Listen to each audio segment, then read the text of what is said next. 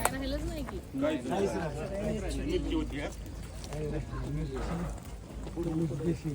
ते काय होतं सगळी मिरची आणि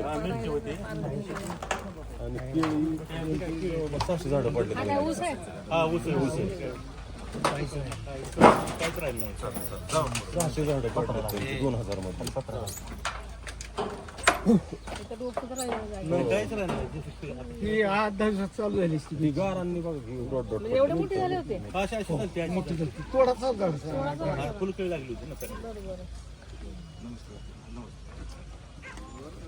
काही वरला काढत्या प्लॉट मध्ये फुटून द्यायची त्या प्लॉट मध्ये झाडच असले खाली आवचं बहुतं इतक्या झाड पानं गेल्यामुळे जीवनसत्वच मिळत नाही झालं. आणि प्रकाश संश्लेषण क्रिया करून टाकावं लागेल. रोटर मारून टाकायचं. रोटर नाही तर कट करून गुडा करून त्याला फडवा धरावा.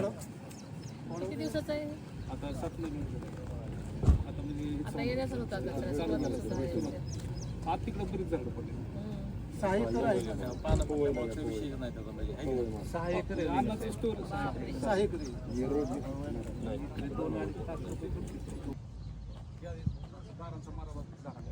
फारच वाईट झालं मी ते बघितलं गारांचा खच बघितला सगळ्या मोबाईल मागे.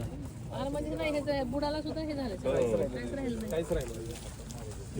कटच करून परत तेवढाच दिवस त्याला जाणार आहेत. पण हे ऊस सुधारणारच नाही नाही हे काढावंच लागणार आहे. फडवाच धरावं लागणार. लागणीचं पहिलं पीक गेलं वहिनी. पहिलं पीक गेलं आणि खोडव्याला किंमत ही येत नाही. रेट ॲव्हरेज नाही ना. ॲव्हरेज पण नाही आणि साईज बी कमी होती. एक्सपोर्टला चालत नाही. आपण लोकलला विकावं लागेल इथं. आणि जाळी झाली वारच तेवढं आता बघितलं ना येताना वाऱ्याची गतीच लय होते लय गती त्यामुळे झाडं तिकडे तर जो ऊसाचं वहिनी तसं झालं 100 एकराचं. किरसुनीत झाली. बाजूचाच ऊस आहे काहीच राहिलं